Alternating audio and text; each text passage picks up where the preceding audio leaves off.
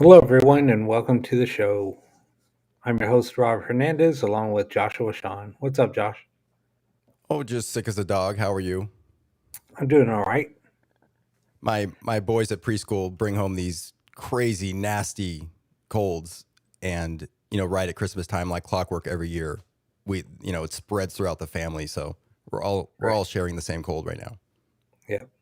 Hey, Feels a little Lisa. like Hey, death. Carl. Yeah, no, I get that. Yeah, you felt like this a while ago for your sinuses.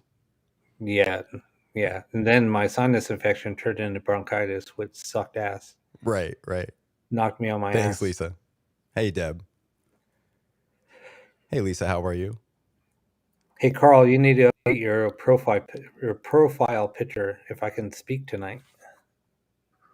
Hey, Kelly. How are you? Hey, So everybody. Hey, Kelly. Hey, Don. Hey, Lisa. we'll give everyone a minute to get in, but welcome. Again, we are the ITC and Paranormal Podcast, streaming live to Live Paranormal and the Pair Awakening social media affiliates. And tonight we have a really cool topic. And it's something that Rob and I had discussed for a period of time when we both worked at various studios. But we were talking about how coincidental, if you call it, or synchronous, that these studios, music studios that record, track, and mix music, that they all experience some type of paranormal activity. Not just because there's emotions involved when making a record or recording, and there's emotional situations in that environment, but also working with frequency constantly, year after year after year. And so we were talking about a lot of these studios have that in common, is that there is that generation of paranormal activity that seems to focus in these studios. What do you think about that, Right. Rob? So, like we were talking, um, so when you're recording music or you're in a theater, there's a lot of emotion that's going on um, into that production. Like musicians, some of the songs are very heartfelt, they're very emotional to the band and to the songwriter. So when they're in there doing those recordings, there's a lot of that raw emotion. Mm-hmm. And so they're putting that raw emotion into the environment. So I think it's like anything else, it leaves a psychic scar on that Right, location. And right, then now you start, years later, you start hearing recordings. You might hear a guitar, you might hear a drum. There's a lot of things that you'll hear, even walking, because when somebody's in the studio, they're like, "Wow, I keep on hearing footsteps." So you have to remember all that energy is being left behind in the psychic scar. So it makes sense. very good point. Right, well said, psychic scar. Yeah, Roland needs a tardy slip. We'll save that for the Saturday show to hand out their punishments. This is a clean show here. Hey, Chantel, we missed you Saturday, but you're well talked about. Right, right, You're part right. of some of the discussions on Saturday. Hey, Julie, how are you? Detention.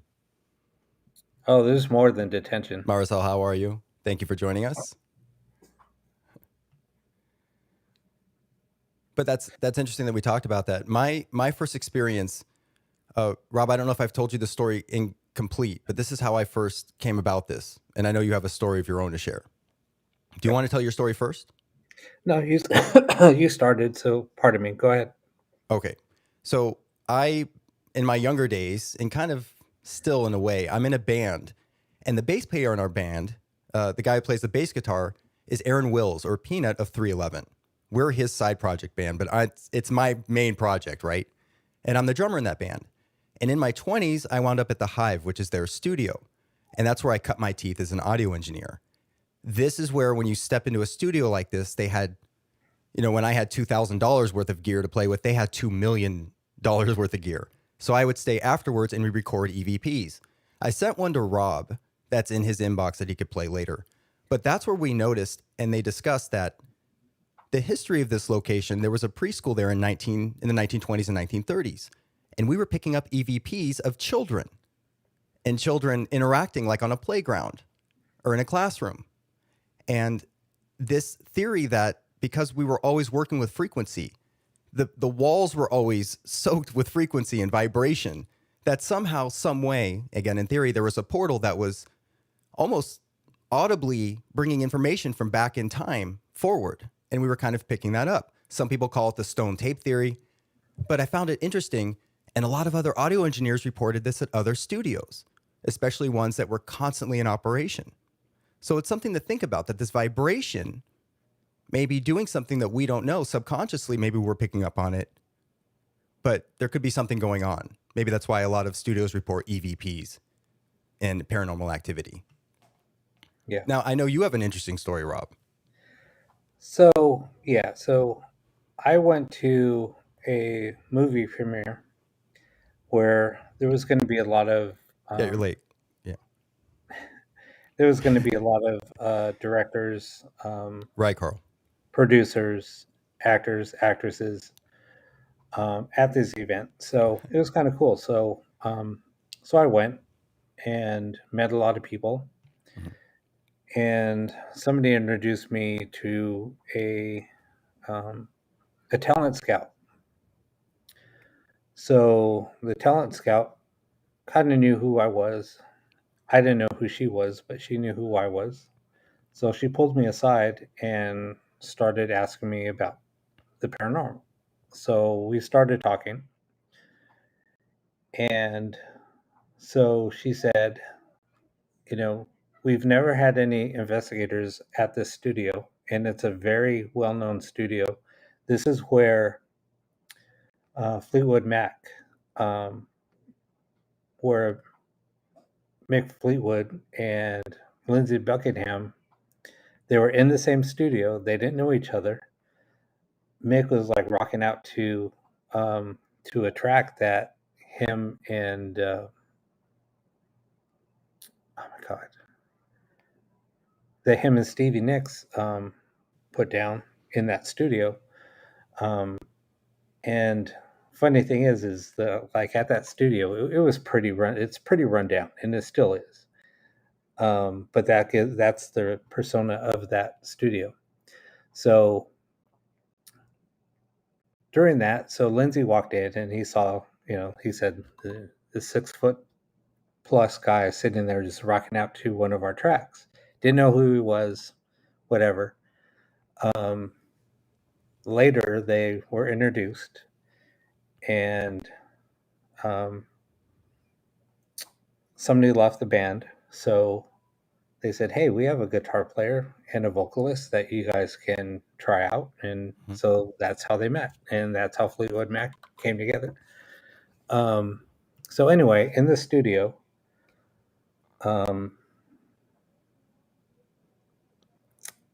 Dave Grohl was there, putting down some tracks. So that's the studio where Nirvana first made their first album. So Dave Grohl was always there at that studio. So anyway, we talked all about that. And then she said, "But let me tell you this. There's been a lot of artists that have come in here and they have a lot of paranormal experiences. One is they have this very elaborate, it's just like a big, almost like a gym, but it used to be a warehouse.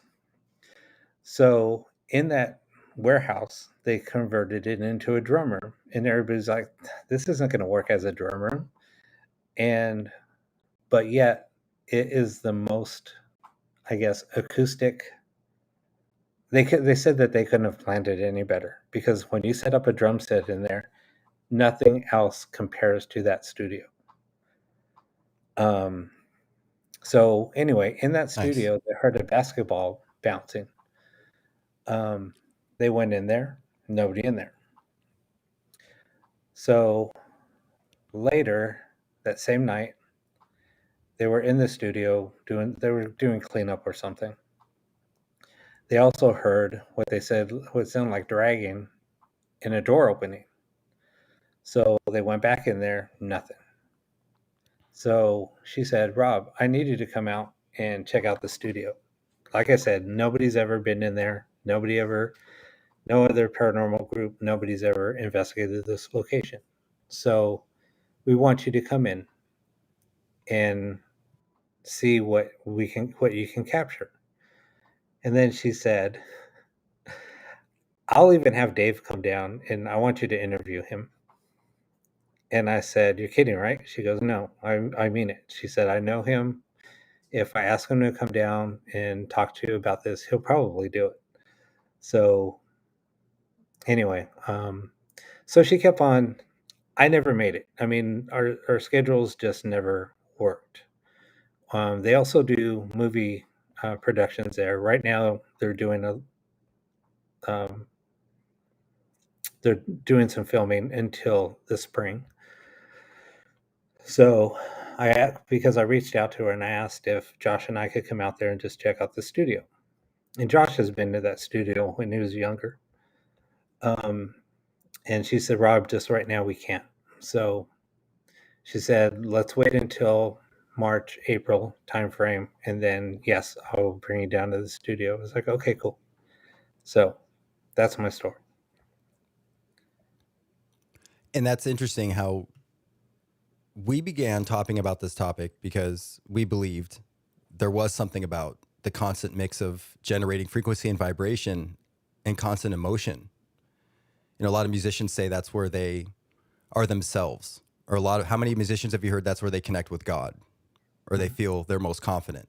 Whatever the situation is. And so there's so much emotion that goes into recording a track and playing music, happiness and sorrow. You know, that's where a lot of people get things off their chest. And then you're mixing that with live vibration and frequency. I mean, isn't that what our Saturday group is in many ways? Yep. So there's a big comparison there. And I can't tell you how many rehearsal studios and practice spaces I've been in throughout my life. And there's always just eerie, weird feelings around there. Mm-hmm. And there's good people there. There's nothing wrong with the people renting spaces there. But there's just an inherent energy or feeling about these places where a lot of music is constantly being written and created and expressed. And the walls are vibrating with people's emotions. I mean, it's really powerful. And so Rob and I got to talking about that. So yes, I hope we get to investigate the studio we can't quite name yet, but I hope we get to, go there and do some research of our own to see if we can start looking into some of these studios. Yeah. Hey, Janice, how are you?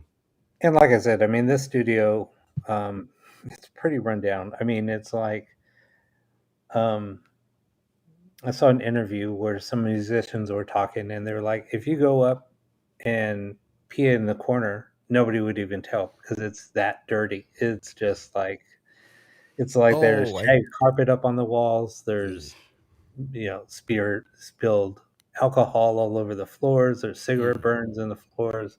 It's bad. But that's part of the nostalgia of that studio.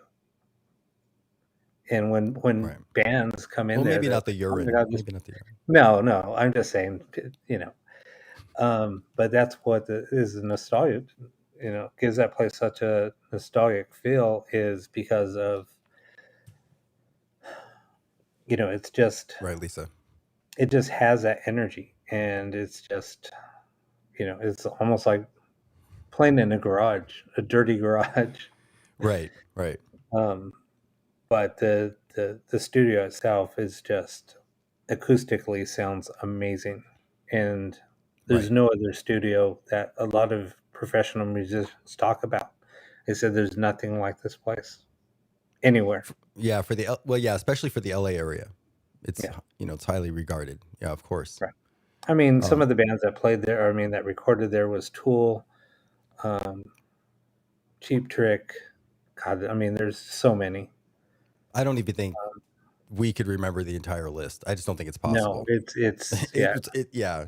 Rage Against the Machine. There's so many.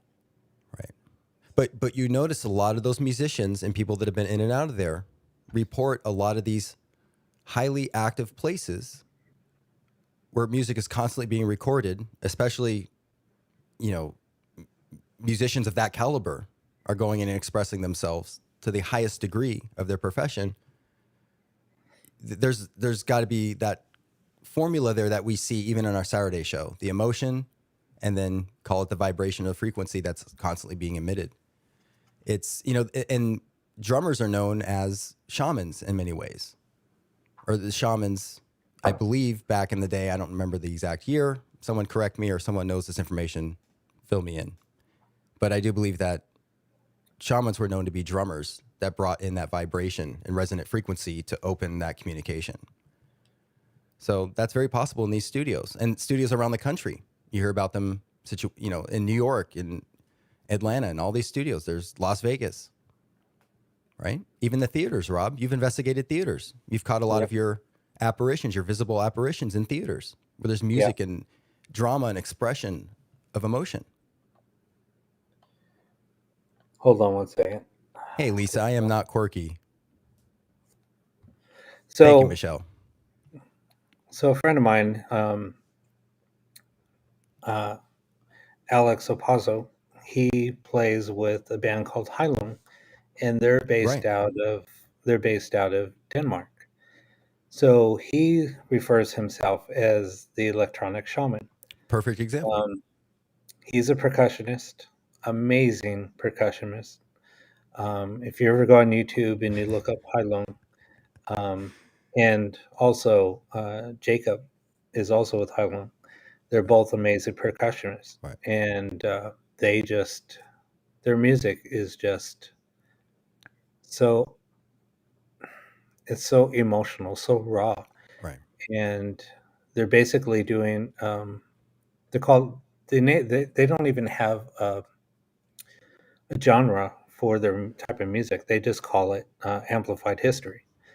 So I love that. That's so creative. I like that. And what they do is they, during their whole ritual, I mean, they have an opening ceremony, they have a closing ceremony, but just the energy that they bring in. And I've never experienced anything like it. Going to a live concert, you just feel the energy, and you feel like afterwards, it's like, oh my God, what did I just watch? What did I just witness? Right. And a lot of their music I used to use to do. When I was doing sessions, not live, but sessions by myself, I would use some of their music as part of my mantra. And a mantra is a type of, I guess it's opening up to spirit to start communication when you're going to start doing a ritual. And that's what I would do. So a lot of people don't use mantras. I hear very few people that do it, and I've talked to them about it.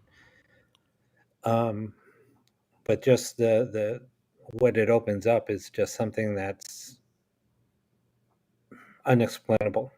And now with the Saturday show, I've carried that over to the Saturday show, and now it's opening up people to have a lot of strange experiences. I mean, I just got some messages today and pictures that people never have experienced before. And we were talking about how it's opening up. I told Josh, oh my God, and I'm going to sound weird, but dude, I'm seeing things. You always sound weird. Things. I'm seeing people, I'm seeing lights, I'm seeing this. And now other people are sending me pictures of what they're capturing. And I was like, holy crap. Yeah, that's exactly what I'm talking about. That's exactly what I'm seeing. So it's crazy.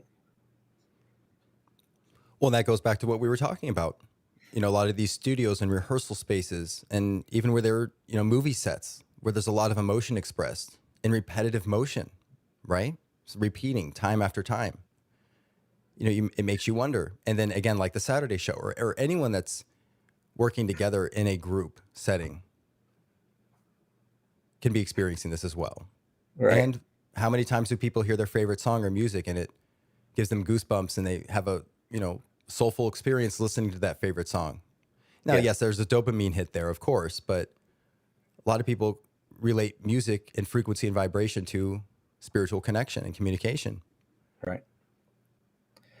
So I guess, Chantel, you're becoming a drummer. I pick on Rob Kelly for being weird. You should see how he picks on me. Don't worry. You'll see on the Saturday show. Yeah, exactly. Thank you, Chantal, for joining us. I know you said you were feeding horses, and it's a little bit you planned for this show, so thank you so much. But right, Lisa, it's like calling them to your circle. That's right. I like But that see point. that I really like that okay, point. so like that's what we do talk about. The Saturday shows that's our circle because we do it at the same time, same Right. place. Um, it's it's just really cool.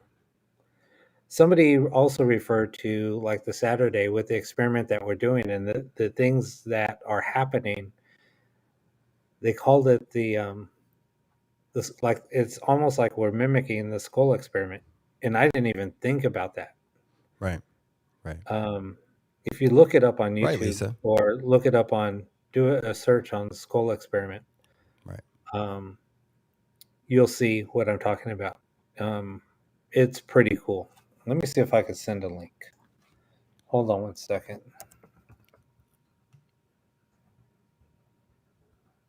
Hey, Lindsay. Yes, you are late. I've got plenty of tardy slips for everyone. Hey, Kelly.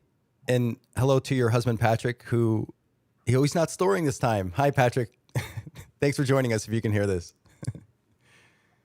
But yes, and many of you experienced, if you've ever played musical instruments with someone else or your friends, or you've been in a drum circle or any situation where a group of you are sharing and creating this vibration, which eventually can combine to a resonant frequency, you all feel it, right? It's one of those very special moments you don't forget. And that's very much like what we're doing on the Saturday shows. But you can experience this in multiple areas of life, multiple hobbies, activities. So I just shared it. I'm waving back. That's great. Thanks for joining us, you guys. So I just shared it on in the chat. So Perfect. if you guys copy that link and you can read it, that's what it is. Carl says you're opening up the gates to hell on the Saturday show. I wouldn't be here if that's what we were doing. I wouldn't be here. Yeah, it's opening up something. It's something that I don't think any of us thought was ever possible, but it's opening up something. Right, right. Oh, Roland's two sons are watching. Hey guys, how are you? Marcel and Roland are watching. Thank you so much. Yeah, it's okay if everyone's late. I have plenty of tardy slips. I plan for these types of things. I wouldn't be one of the teachers if I didn't plan for these types of things. It's okay. Oh yeah, Chantel, we have to call them all to the whipping post. We got the shackles ready. But anyway, many of us have those types of experiences with, again, energy with groups of people. And listen, this is what many religions have in common and share. Getting together as a group. Prayer is thought and manifestation and energy, right?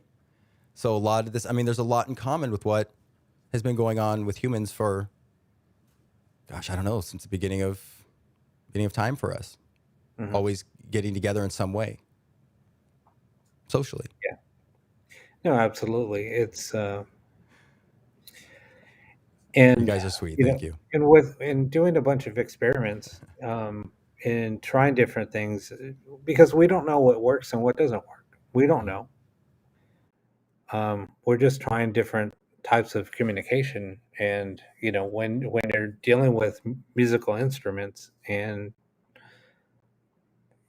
especially like with drums. Drums are a very ancient instrument.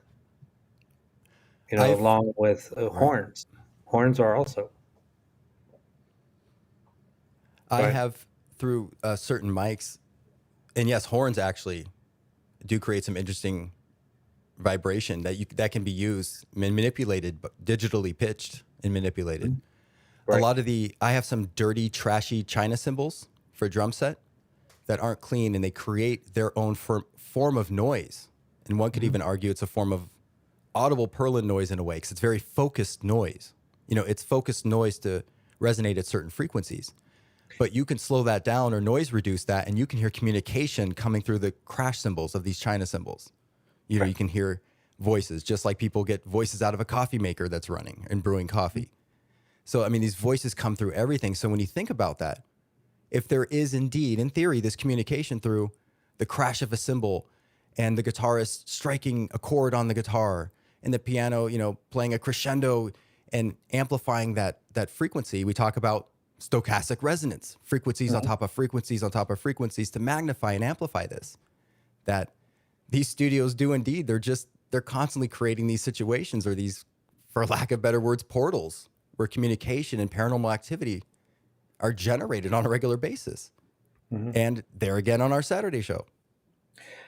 Well, and then somebody else brought up singing bowls. It's the same thing between Right, those frequencies exactly. because they're high, so high pitched that, um, yeah, you probably will if you record that. You would probably hear voices coming through. I mean, that's probably something else that we can try for sure. I know I Right, have a singing bowl. I right, just never used it. right. Actually, it's still sitting in the old studio. I got to go pick it up. Don't leave that stuff around. I know. I just never, I was gonna pull it out, and I just left it in its its carrying case.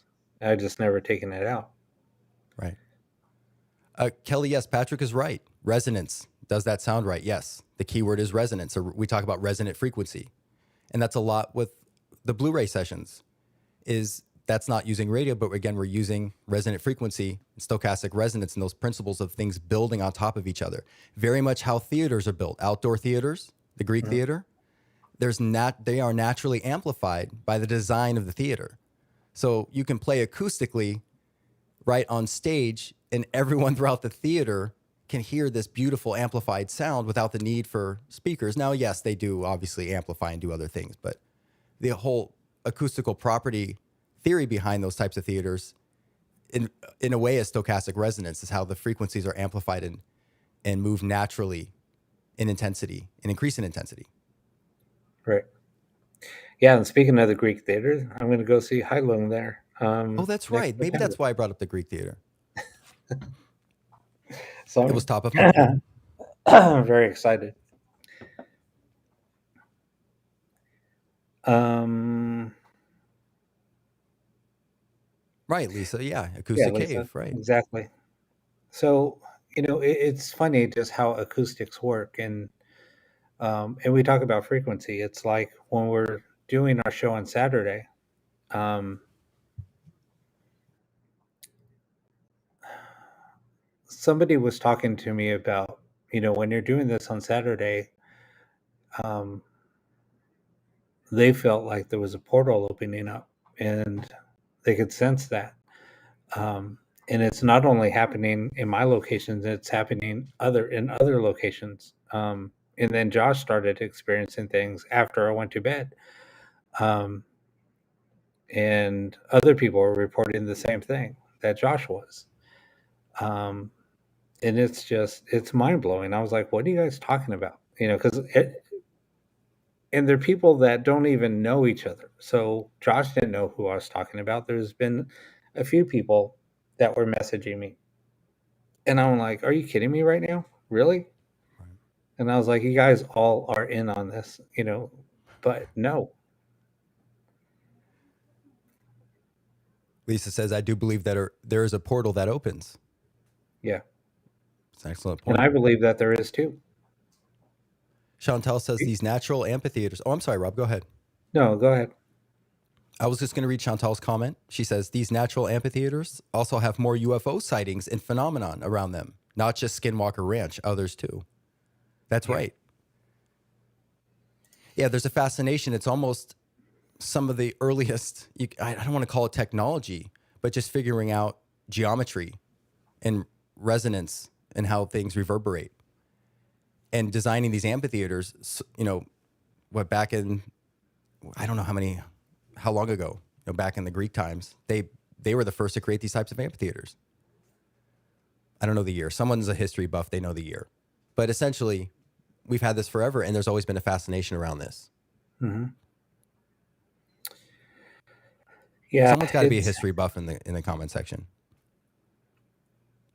or just a Google buff, or just type it into Google. Sound is a creator. Exactly, Carl.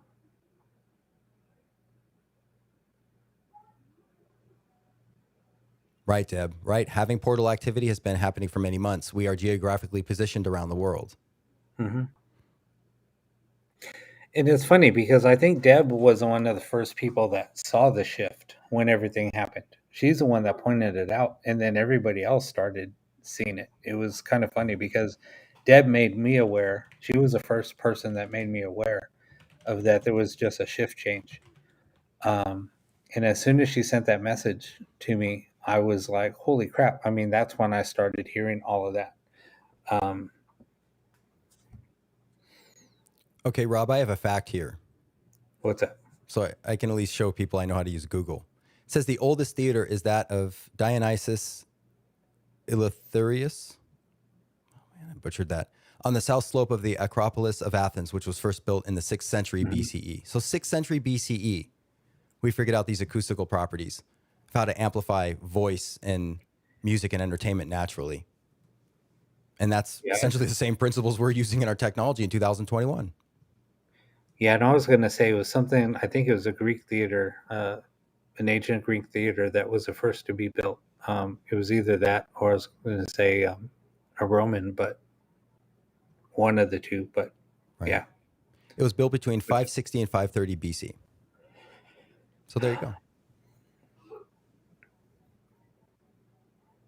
Yeah, Vitrina says I started noticing that something was different in July, shortly before what was Aaron and my anniversary. Yeah, I think it was in July when it happened. Right.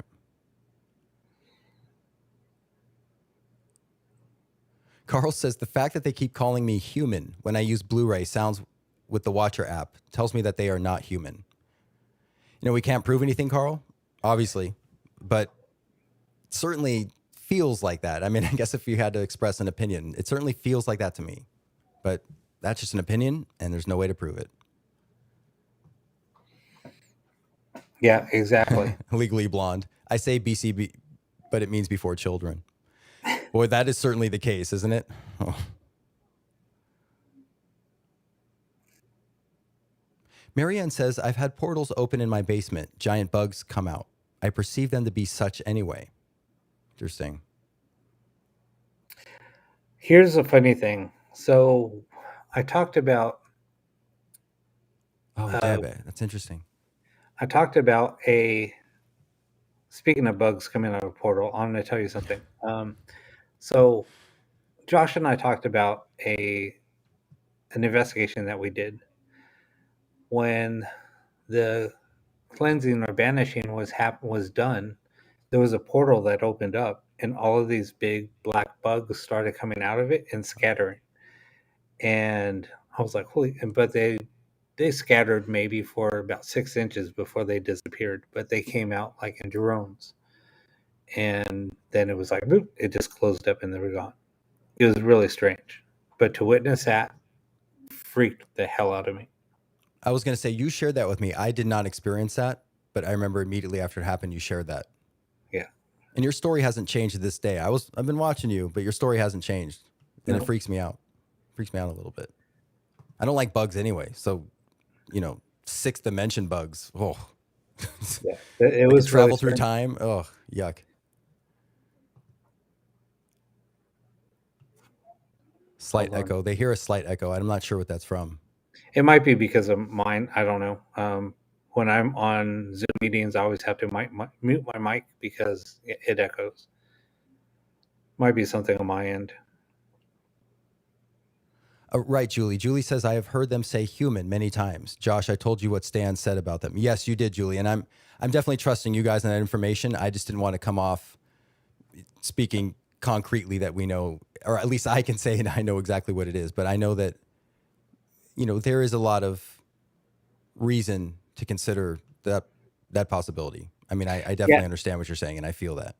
Marianne, the funny thing is I've always described them as a cross between a spider and a beetle. It's Oh, something that I've never seen yuck. before. They kind of look like spiders, but with like a beetle body. It was kind of weird. Yuck. It was like a They're hybrid. crunchy. They're crunchy, right? Yeah, Do they have a it was shell? weird. It was Do they have weird. that rainbow shell? That Mystachrome rainbow shell? Ugh, and they're yuck. It was really I strange. don't like bugs. Yeah, wood freaked out, making me itch now.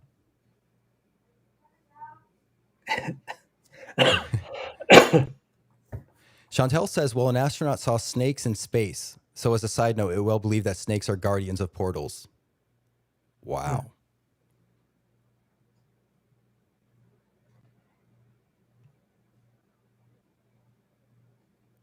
Now they're talking about The Witcher. I see. Marianne says, yes, I've seen a robotic like one. Yeah, it's really strange. Carl just had a glitch in the Matrix. Uh-oh. Carl, they're gonna suck you in. Don't take the red pill. Well, that is interesting, though, because we do feel, compared to the radio sessions that we do, that the communication just feels different. And again, I don't know how else you can prove that. I know a lot of you that are listening have messaged Rob and I about what you've received and what you know about this. And it's incredible. And I don't know what to say about it. I don't know. There's always some sort of portal guard watching the portal highway. Chantel, what are you doing trying to give Carl the pills? I think everyone here already took the red pill. I think so. Yeah, I think they're just handing you Mike and Ike's. Chantel has Mike and Ike's. Kelly wants to know, can doppelgangers come through portals? I'm not sure. I don't know.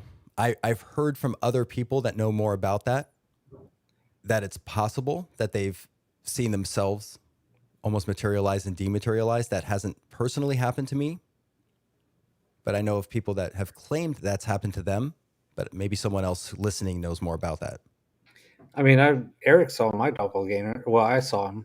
I mean, it was funny. We're at an event. It was a production, and I started getting turned around, going the wrong way, and people like grabbed me, and I was like, and Eric started following what he thought was me. It was my doppelganger, Oh my and gosh. it went through the door without opening the door. Wow. Lisa says yes, to attest to what you're saying, Rob. Lisa says, I can answer that, yes. And Kelly says, I saw my daughter when she was little.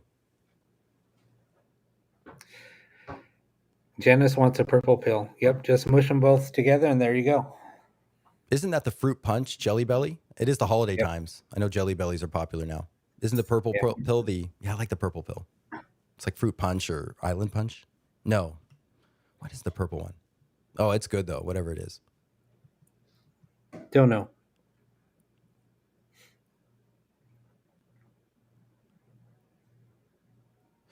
Rob, do you have the EVP that I sent you through the message?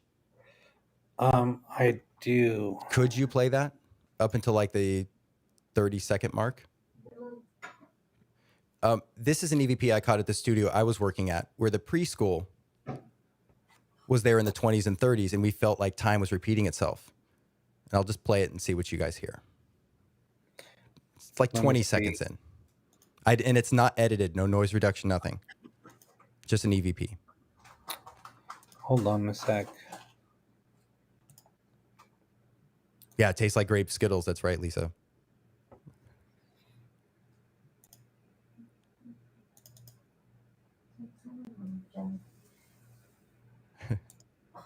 Thank you, Rob, by the way. No problem. I'm trying to see if I can pull it up. Hey, Sandy, how are you? Boy, you're late, Sandy. Oh, boy. Woo, 40 minutes late. Jeez. What to do.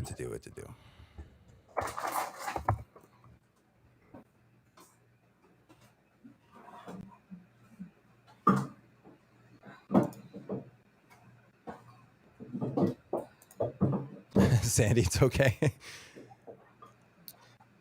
All right. Yeah, Janice, I right do here. too. Okay, here You it guys is. Like, ready? Let me play it. sure. Take it.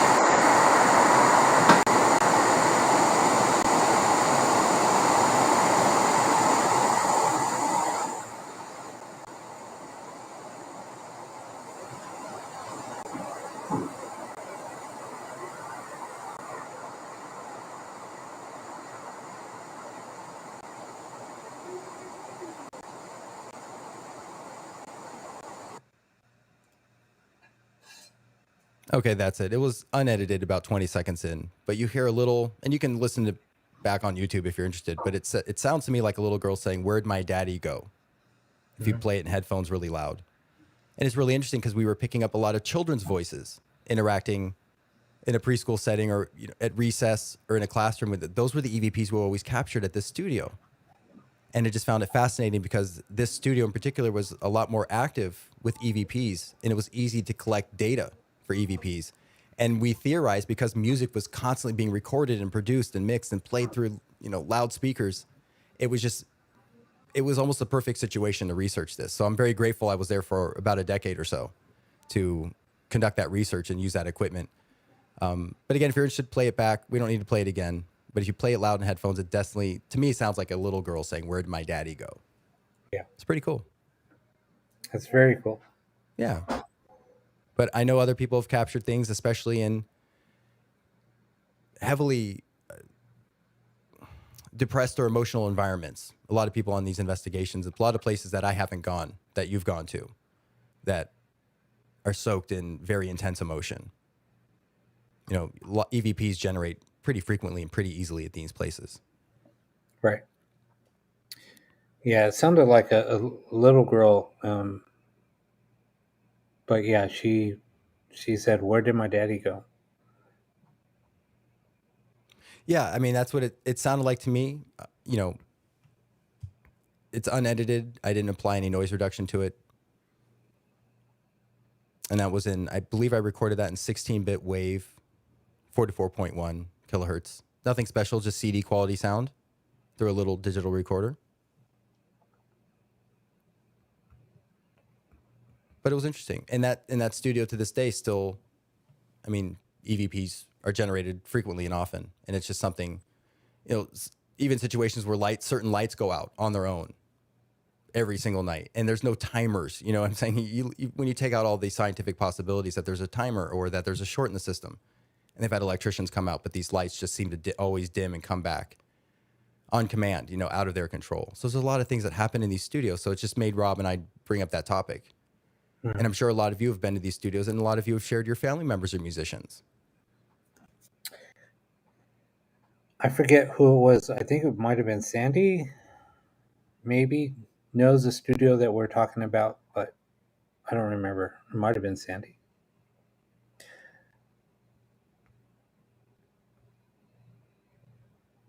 But anyway, Oh, hey, yeah, Robert, how are you?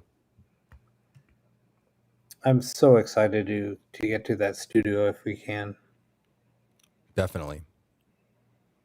I know that it's active. I've heard in the past. When I was there, I didn't experience anything. I think I was too young and too excited. I wasn't paying attention. I wasn't open to that at that time. Or I just was too excited to be there for other reasons. But other people have reported it. You've reported it. Yeah. Yeah, there was somebody that was talking about. I don't remember. I thought it was you, Sandy, but it was somebody else that watches the show on Saturday. I just didn't remember because we did talk about it a little bit. Right. Kelly says, "I used to hear a child say 'mommy' for years when listening to the song 'Rude,' My Seesaw by the Moody Blues." Interesting. Well, and that goes to just playing music in your home, playing music out loud. Does it make you feel different to the point where you feel like you're connecting or channeling? What experiences have you had when you've played loud music? Hence, that's how Blu-ray came about. Me playing with different frequencies when I was doing sessions and I was hearing voices not from the radio, but coming through the audio that I was playing, and that was generating disembodied voices coming through. So We heard it live. yeah, we I heard was it at live. work when I heard it. That was that was a really special moment because that doesn't happen too often, and it hasn't happened that obviously in a long time. It was a really special, well, something I haven't witnessed before. That was really incredible. So, and the funny thing was, at one point, Raina texted me. She sent me a text, and she said, "Hey, can you do me a favor and play Frequency in the background while you're doing the session?" I was like, "Okay." And that was the night that you messaged me, like from the studio. You were at the studio at that time when I was doing my show, and you were watching. And you're like, "Dude, I freaking heard." You texted me all excited, "Dude, I heard a voice coming through."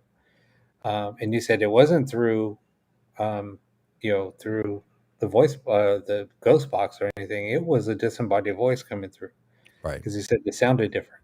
Right. And I said, "No, I heard it too." Um, so Right. yeah, so so that's still casting at resonance. Right,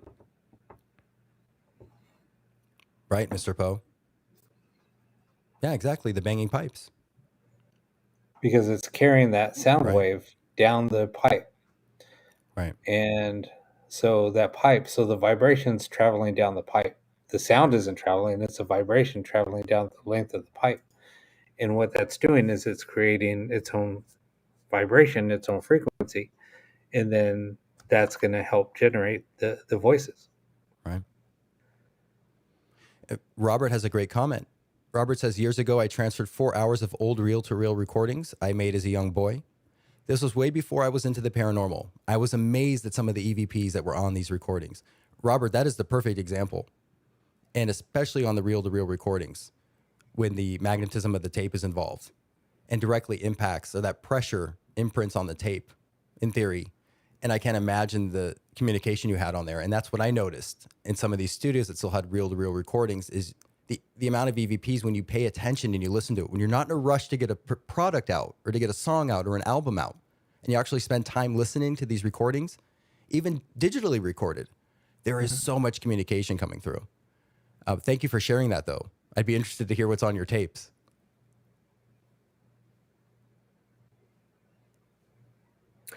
So, and then Robert also being an engineer, I mean, so he just knows. I mean, he's played with Right. so many different pieces of equipment. Even wrote a big article on the DR60. Yeah, thank you for being here, Robert. Now I'm gonna give you crap, Robert. But that was the most incredible. I mean, that was a great article. I really loved that article. I know it upset a lot of people, but it needed to be said, and that was like the most technical review on that recorder and talking about that recorder that I have ever seen, and hit the nail on the head.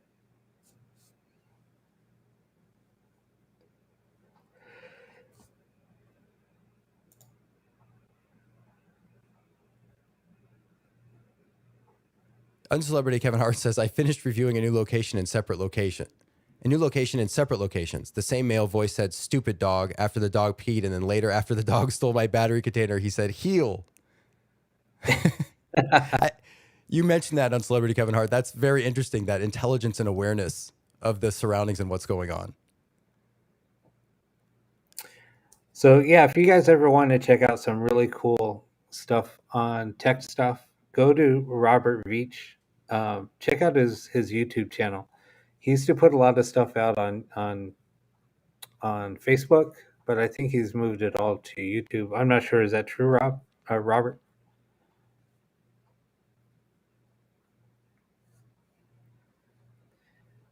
Right, Carl. I watched a woman on YouTube today just use open radio channels for EVPs, not audio. Mm-hmm. Right. And you don't even need open radio channels. There doesn't seem to be a limit of what they can use or not use. Now, there are a lot of, if you're looking at like analog circuitry or custom printed circuit boards, there are some advantages and disadvantages to certain setups. You know, the technology does play an important part. We can't forget that. But by and large, it does seem like with the intention and the will and the power that we put into this and the consistency, right? We talk about consistency, that they'll use anything. But that's awesome. She's using open radio channels for EVPs. Definitely. So Very much like direct radio voice. Yeah, no, exactly. So I'm going to give Robert a little. It was funny because before I even knew, it's now a really good friend of mine, Marcus, Marcus Lindsay. Um, he was like, I think it was like the second time we hung out. He was talking to me about. He said, I was in Chicago, and he said, "Have you ever heard of Robert Veach?" And I said, "Oh yeah, I've seen a lot of his stuff." This was way back. I don't know, 2014, 2015, maybe somewhere about there. And we were talking about Robert, and then he goes, "Man, I went down to his house. He invited me over to his house, and then he showed me like his workshop."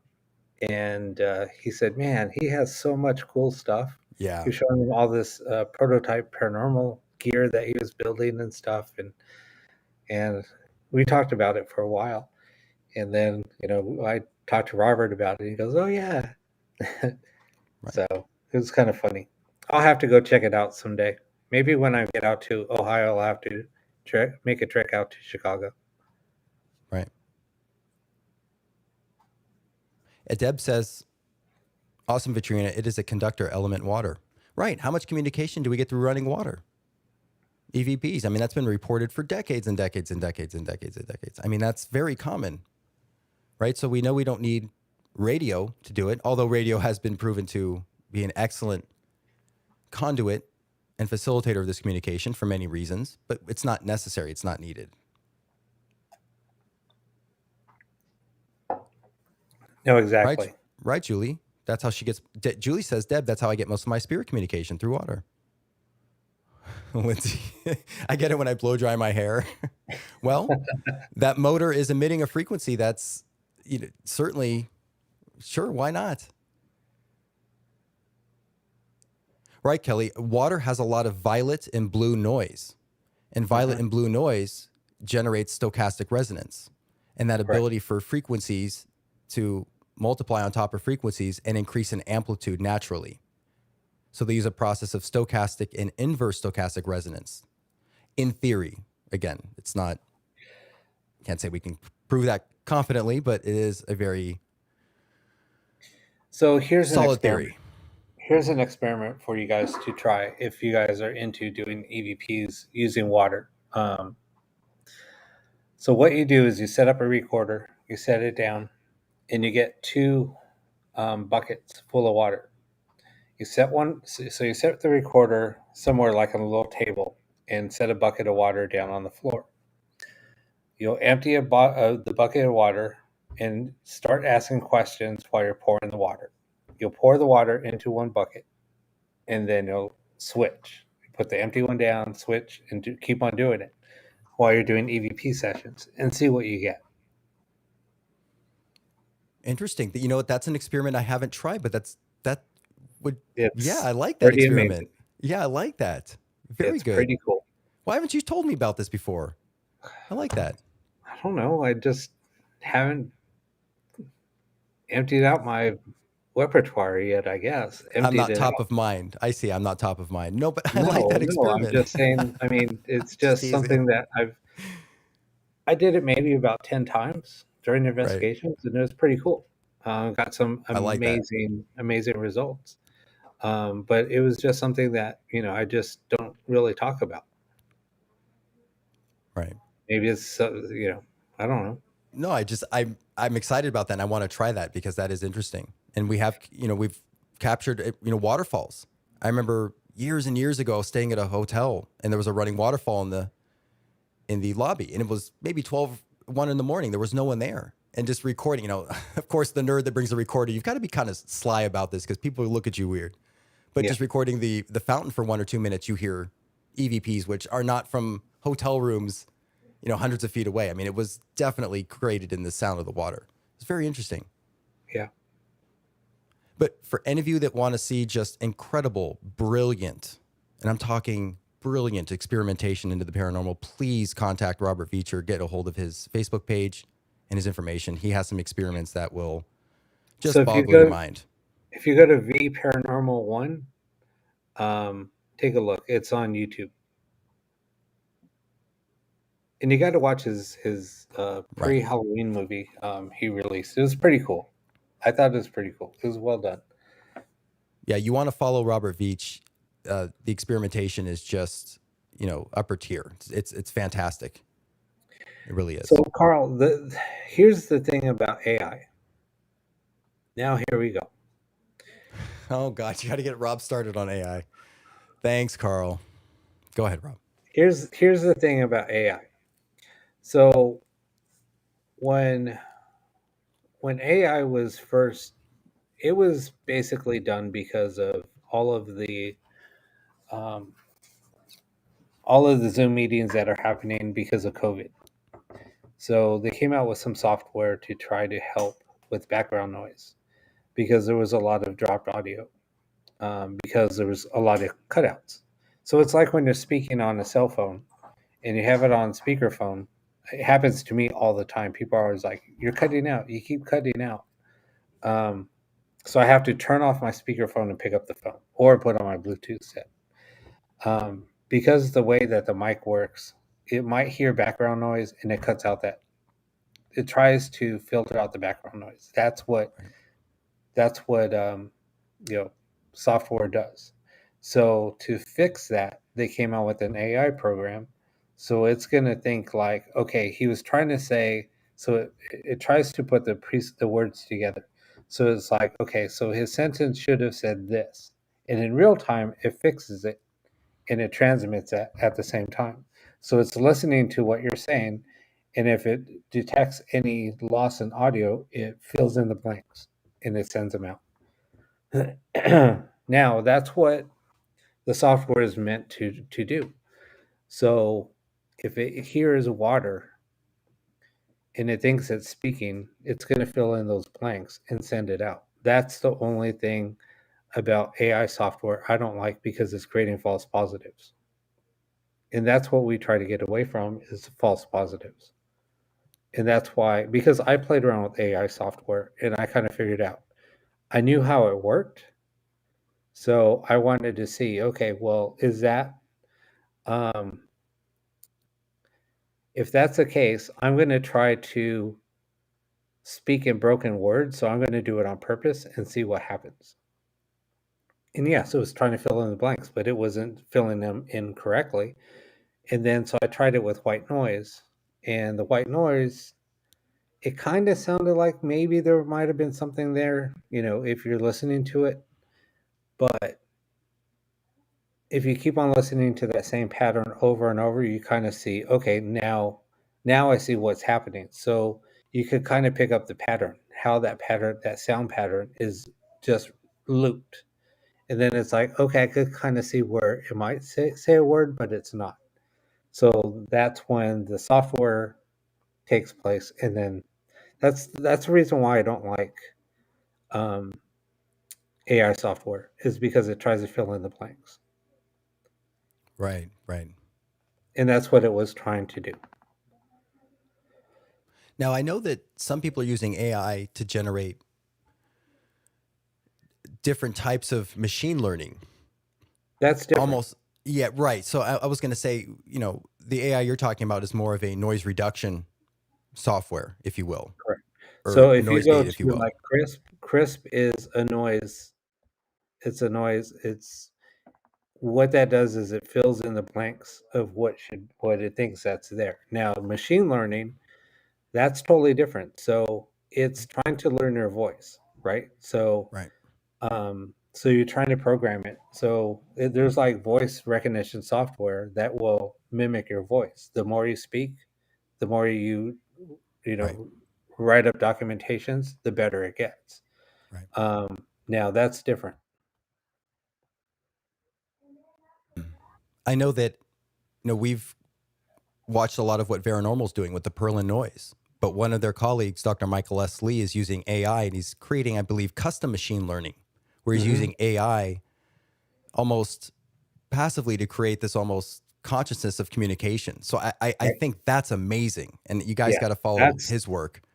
that's totally Right. different. So that's Right. trying to learn how, okay, so it's listening to things and it's learning Right. what it's listening to. Right. That's In different real time. In real in real time, time. too. That's what's so That's amazing. that's totally different. Right. So, yeah, so we don't want to, I just didn't want to lump too much AI into one category because there's some amazing applications for it No. where that wouldn't necessarily generate false positives compared to, let's say, maybe some of the things you're discussing. So machine learning, it's a different type of AI, but it's not, that type of AI where it's filling in the blanks. What that's doing is it's learning. It's like a living organism, but it's machine language. It's a program that's learning to what it's programmed to do. Right. It's like I said, it's a living organism that's Right. trying to learn. Yeah, so that's more homework, guys. Follow Dr. Michael S. Lee and Keith J. Clark, Veranormal. And I don't know when they're going to be doing more AI, but they did it a little while ago, and it was fascinating what he's doing. I mean, I don't know how many people are actually doing that, so keep an eye on that. It's really impressive. Yeah. So, and that's why I say, and Robert will contest to this. Right. So when you're dealing with something, when you're trying to figure out a piece of electronics, or you're beta testing a piece of electronic, you're trying to figure out its pros and cons. Okay, what can I better this in? How can I make it better? Opposed to just keep on doing the same thing over and over and hoping that something more is going to come out of it. Right. It is what it is Mhm. until a next version comes along. Um, so anyway, that's it. Oh yeah, Sandy. The Veranormal page that discusses that. I mean, I think you can follow them on YouTube. Yeah. Just type in Veranormal, Varanormal, and I'm sure they'll do more AI programming in the future. I mean, they have a large arsenal of tools, but some very, very complex ITC technology. Oh, Deb says, oh, you know what Chantel said? She has her communication coming through a spirit box, turning Alexa on, or sounded like a spirit box turning Alexa on. Yeah, those devices have a microphone array, a multiple microphone array to not only pick up your voice, but it has active noise cancellation. Mm-hmm. And those codecs in those chips are very interesting for ITC applications. And I know it's already 4 past the top of the hour, but that is something I want to talk about on another Wednesday show. A lot of these Alexa and Google Home devices are actually built with some pretty interesting technology that I've considered even for ITC applications. It's the So the microphone early, arrays, right? yeah. So the earlier Alexas had four mics, Right, two in the front, two on the sides. Then they came out with another one that has eight mics. right, So they are getting better. So they are picking up, you know, everything around them, full 360, because of the way that their array is set up. I used to work for a company that oh had a yeah, microphone array, so and I knew how the speakers worked. I knew how the mics worked. Um, so yeah, just poking around, asking engineers, how does this work? So I'm like, when I'm talking to an engineer, if I'm looking at a project, you know, I'm literally looking over the shoulder, and I was like, "Do you mind if I do this?" They're like, "No," right, because and I would just start asking tons of questions, and then they're like, right, "Dude, no wonder why you know our stuff inside and out." And I was like, "Yeah, because I need to know. I want to know how it works. I can explain it if anybody has questions. There's a lot of things. So you have to get you have to do a lot of technical research, right, and a lot of people don't do that. right. And that's what's interesting is some of these devices. Again, if you could, unfortunately, you'd have to program them. You'd have to go in and change the programming of how they operate, but the hardware is there to do some interesting ITC collection. You know, like you were discussing, and you know this better, but I'm just, you know, suggesting multiple mics that pick up omnidirectional sound, built-in, you know, awesome, you know, noise cancellation software that's based on an algorithm. You know, there's a lot of cool features about these devices, but again, they'd have to be programmed slightly differently. Yeah, it's pretty amazing on how a lot of this technology works, Right. and You can hack a radio like you can hack a radio. You could actually hack those things and make them do some pretty yeah, interesting stuff. and like when David Roundtree first came out with his, you know, two mic setup for, you know, Right. doing EVP recordings, Right. you know, it was like, God, this is such a simple setup, but man, Right. this is freaking Yeah. brilliant. Um, Yes. In fact, you did that on the investigation, the one yep. that I notoriously joined you on that everyone's tired of hearing about. But I remember we discussed Roundtree EVP, but you brought it out. We were discussing it and you're like, wait, look at this. And sure enough, amongst your bag of tricks, you had it set up on a mic stand. You had a dynamic mic, a condenser mic, I believe. Yeah. I don't remember. It was so many years ago. But you had that set up and ready to go. That And was it wasn't a cheap setup. I mean, a lot of right. people made similar setups, but nobody did the same exact setup as what David did. And David wrote me. He saw what I did, and he's Nice. like, "How in the hell did you find those mics?" He said, "Did you?" And actually, I still have two of them in my garage. I was like, "What are these?" And I dusted them off. And yeah, I have a dynamic mic and a condenser mic, and they're made by Sony, and they're not cheap. I Yeah. mean, Sony has great mics. each mic, I mean, I could probably post them up on eBay right now and probably get $400 a piece for 'em. Right. I didn't pay that much, but I found them. I found them in, I think, a pawn shop, and they only wanted like $50 a piece for them. They didn't Well, know they're what not they going to know. Yeah. They're not going to They value didn't know them. what they Right. had. So, you know, when I pulled them out and I set it up, when I brought them out, Right. Josh was like, "Holy crap, you got the same setup, same recorder, same everything." Right. Right. Roundtree. And yes, everyone look up Roundtree EVP. Yeah, Roundtree EVP. David's not doing paranormal stuff anymore. He Right. got a really bad taste in his mouth, and it was pretty nasty. It's pretty, you know, and I'm not talking bad about him. I love the guy. Um, just a lot of things that were said. It was not cool. I'm not aware of those things, but I'm in a way glad I'm not. He was a great guy. Yes, Lisa. In fact, I'm going to type it in just to make sure that is something you can type into Google. Let me just make sure.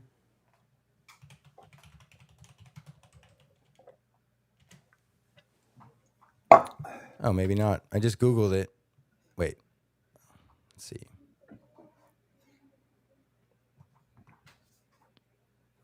Yeah, Roundtree. Rountree. So it's Yeah. not exactly round. Take out the D. RU.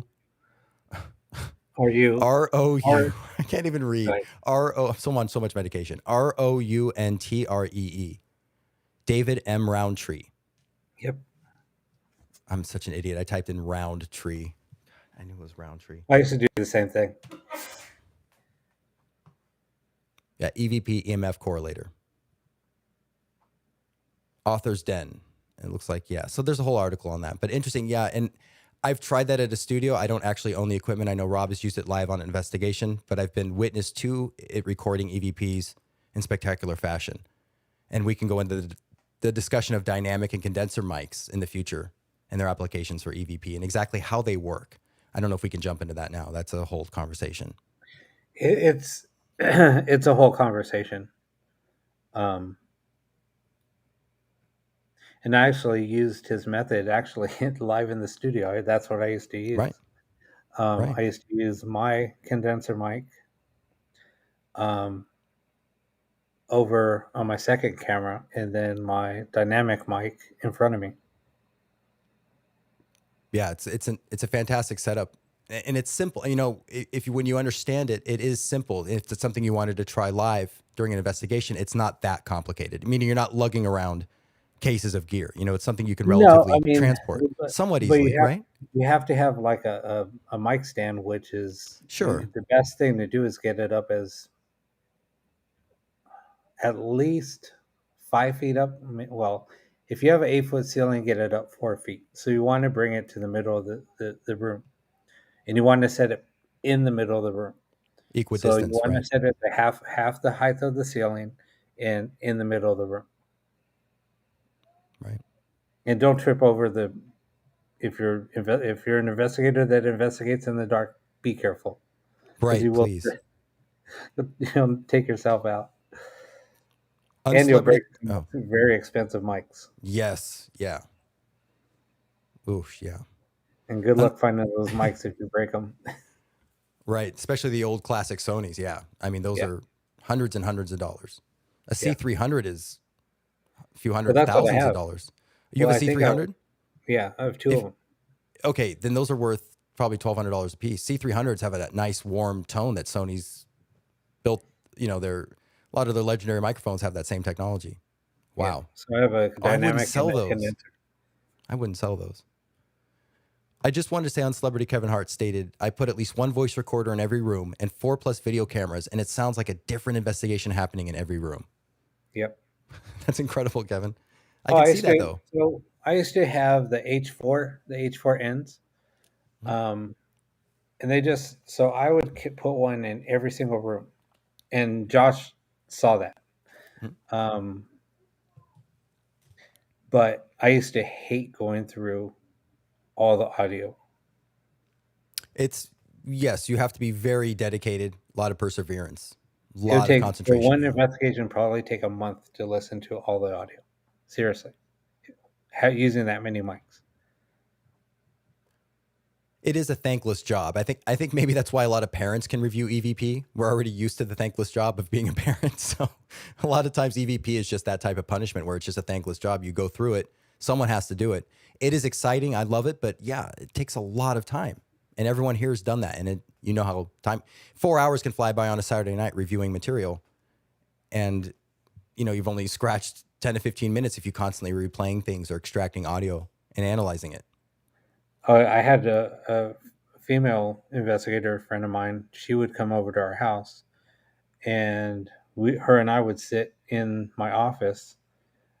She would bring her laptop and her interface, and I'd hand her one of the mics. I would grab a mic, and I said, "Just eject it." She goes, "No, I want to play it live." And I said, "So you're Right. just gonna?" So she would go from the output of the mic or the recorder into her interface, and then she would just listen, Right. and then she would just timestamp everything.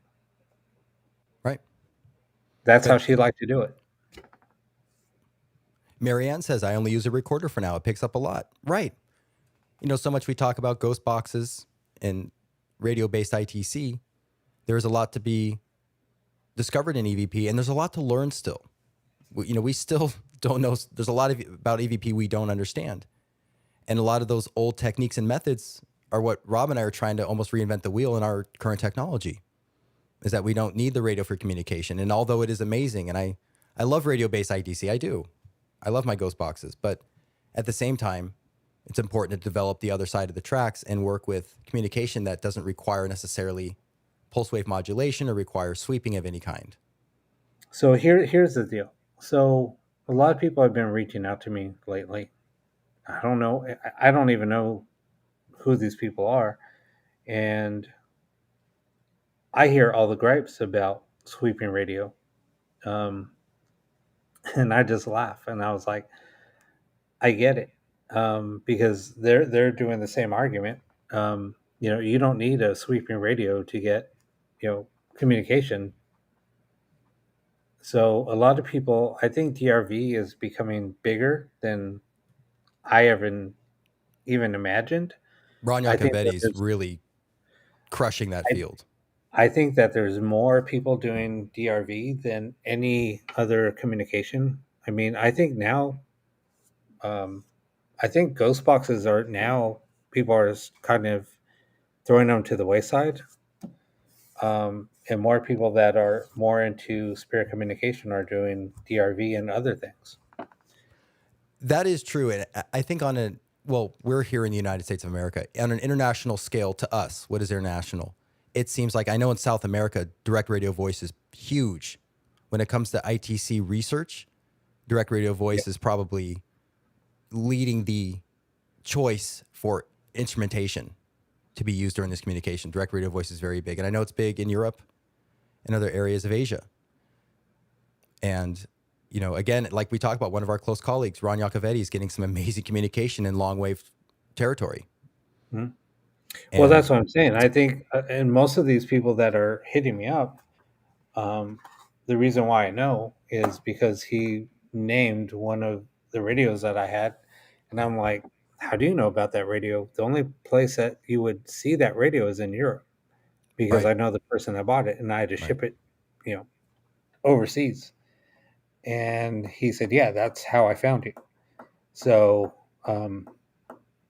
he's telling me, you know, yeah, I don't understand how a lot of people are still doing this with certain radios, but, you know, you've taken it to another level in some sense. And he said, you know, I'm just, so he had, it was funny because half of it was a Hey, huge David. art or a huge message he wrote me. Like in half the message, he was just saying, give why sweeping radios are bad. And then the second half was, you know, things like with DRV and other types of communication, not using sweeping radio was amazing. And he said, just keep up the good work. At first, I thought he was like bashing me. And then the second half was like, you know, I was like, oh, okay, thanks. You know, there's a lot to learn though from, and I understand your argument. And I mean, that's the technology I'm working on. I'm trying not to use any radio. I don't want to use any radio. But at the same time, we can learn a lot from spirit boxes. And as again, a lot of our colleagues have stated, and Ron has stated this, that a lot of the color and tone and vocals come through in scanning ghost boxes because they can use radio fragments to almost help fill in that tone in a very organic and natural way. So there's a lot to learn still from the scanning radio. I mean, there's been a lot of progress in it in 20 years. And you know, I still like to, you know, I still like them. I know where you're at with them, and I know that I'm not designing anything with radio work, but at the same time, I still like my ghost boxes. I still use them, including yours. You know, there's several that I still use because I still can learn you can still learn a lot from those sessions. Right. So I don't want to invalidate them, but I understand what you're saying, that DRV and a lot of other type of ITC methods can help eliminate false positives for the general public, right, and or anyone from the outside looking in. Right. Hey, Christina, Well, thank you for joining us. Yeah, and that was the biggest reason why, you know, I started doing something else, was to Chantal. get us away from the false positives.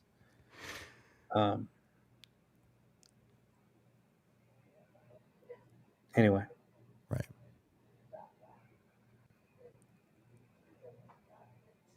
Christina, thank you for joining us. We also do a Saturday show, 11:45 Pacific Standard Time, 2:45 Eastern Standard Time.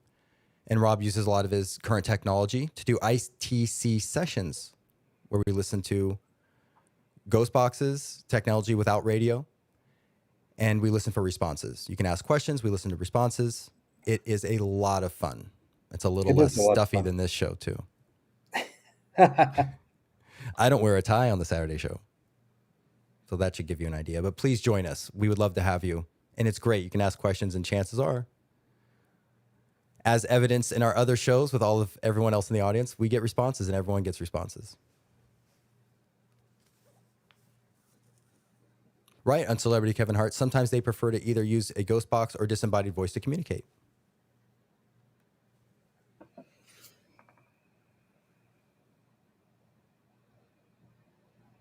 Yeah, I do. On the Saturday night show, I have a nice shirt on, but I usually wear my PJs because it's late, right? And I have two sons. No, he wears his assless chaps. No, we're not getting into that. We went an hour and 20 minutes. You know the safety record on job sites? We just reset. We went an hour and 20 minutes without that coming up. Thank you all for keeping it curtailed and behaved for an hour and 20 minutes. I appreciate it. Right, Julie? A lot of people don't like the ghost box.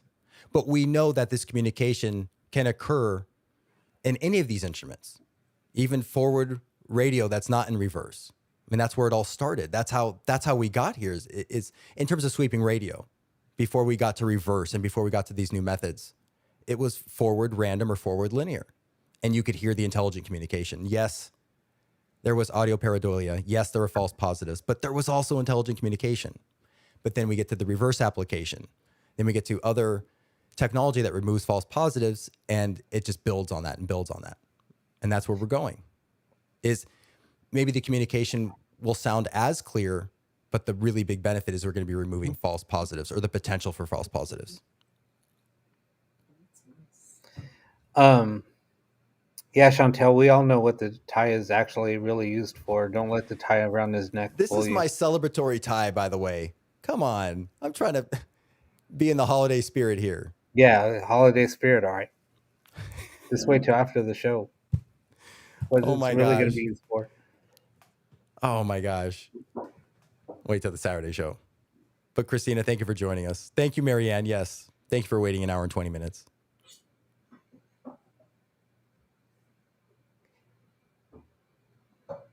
Okay, Yeah, so Marion, see, everybody wants to do this. I know. Well, we're going to, there's always the Saturday show. And thank you, Kelly. I appreciate it. But the Saturday show, we are doing a show. It is Christmas night. We will be doing a show. So once all your kids are in bed or your husbands are asleep snoring, if you want to stay up and conduct some ITC sessions, please join us because we're going to be doing it. I'm going to be extremely tired. I know a lot of parents will be, but such is the role of Christmas time. If you celebrate Christmas, if you celebrated Hanukkah, happy Hanukkah, or Chanukah, as my son says. Chanukah. Or whatever.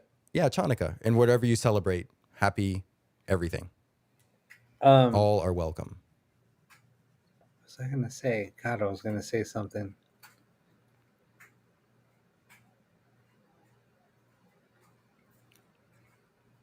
Rob, due to the Christmas... I have not been to the Sally house. Gosh. Great, Kelly. Oh, Carl. No, I have not used the Ghost Tube Vox app yet. Happy solstice. I still have to write Jared a message about congratulating him on writing that app. Oh, Chantel, it's the Saturday show is 11 a.m. on Sunday for her, right at brunch time, right when you're supposed to relax and reflect on the week and the week heading into it. You've got that show. Oh, we're an afternoon show somewhere, Rob. Chantel, last time you went back to bed. You woke up like at 6 to check on the horses and went back to bed.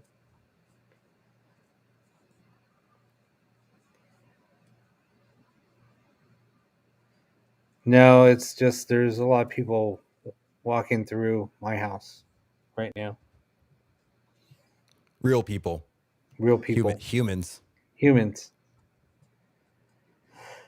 Well, thank you guys. Am I still doing a watch experiment, Kanga?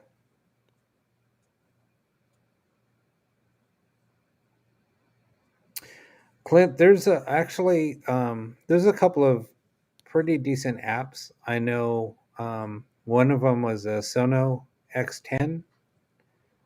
It's available both.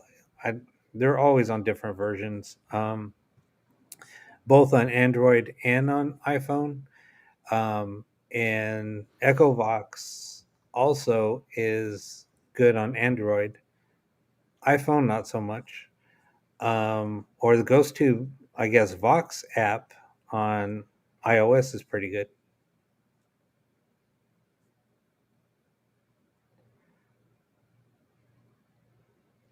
See, the Vox app is free. It only gives you 5 megabytes a day, but it's free. And the app isn't very expensive, so try it out if you like it. Support Jared and Amy. They're two great people from Australia. Those are two other people that I haven't talked to in a while. It's been at least a year. No, before COVID. I used to talk to them all the time, almost once a week. Yes, Sandy, the program's called EchoVox. It's available on the iOS or Android software operating systems. No, Echo Vox. Here, let me type That's it right. Echo Vox. Isn't that right? No, VOX. Oh, I'm looking at Sandy's comment. Echo Vox. Yeah, not Echo Box. Echo Vox with a V is in Victor. And then the Ghost Tube.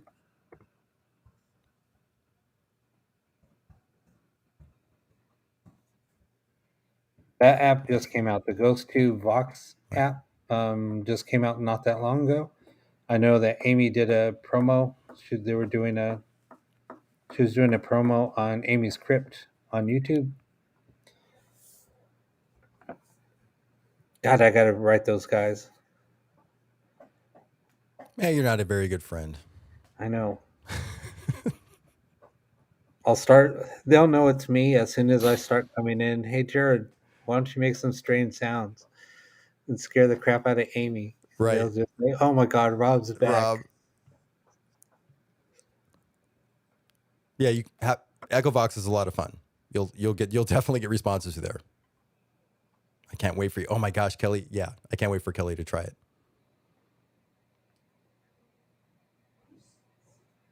Yes, Amy is from Amy's Crypt on.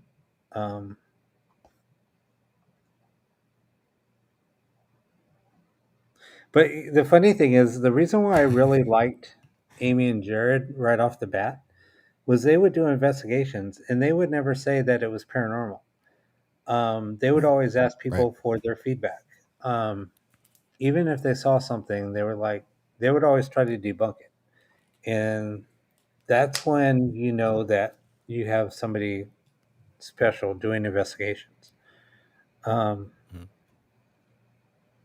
Yeah, and Amy does get a little jumpy. I used to tease her about that. I knew them when they first got started. I think only did maybe 4 episodes on YouTube, and I was commenting on their stuff all the time and making them laugh. So yeah, you might go in there and see them. And then I started talking to them personally. So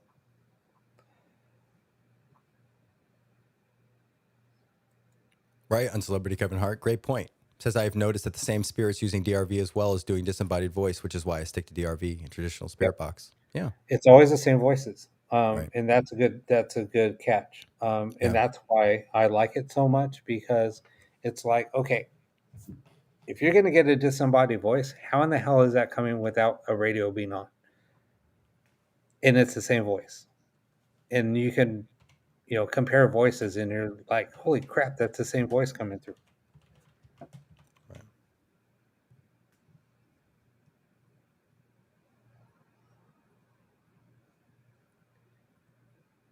And that's something that you can't do with the ghost box. But join us on Saturday because we will be doing radio-based ITC and non-radio-based ITC, essentially, for their ITC sessions. And sometimes combining the two. And then next year we'll have another round of technology to bring in to experiment with to see if it works or doesn't work. You never know. But the group show is the best place to do it. Yep. All right, I think we're going to call it because I know Josh has to get off. So yeah, I got boys that are having trouble sleeping because the big day's around the corner. So I might have to go. I might get off and be surprised by 2 boys awake, not asleep. We'll see. Carl's mode.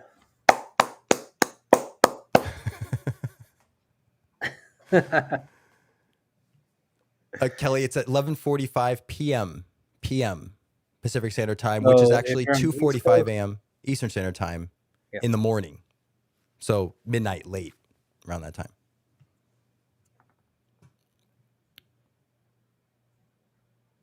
Oh, so Lisa, just a little tidbit of information if you're still listening. Good night, Carl. So the conversation that we did have earlier, there was, yes, she did work with kids before. That's just a code word to Lisa. Good night, Vitrina. Thank you, Kelly. See you, Chantal. Yeah, see you guys this Saturday. If you need a Christmas show, we'll be there. Yeah, we are going to be doing a Christmas show. I will be drinking vodka tonics that night. So I'll have a 5th of vodka in the freezer ready to go. Fantastic. So yeah, All right, guys. I might get a little drunk. So Great. poor Fantastic. Josh. Yes, I Poor can't Josh. wait. I can't wait. Thank you, Anyway, guys. good night all. See you Saturday. Merry Christmas Day, everyone, if you celebrate. Merry Christmas.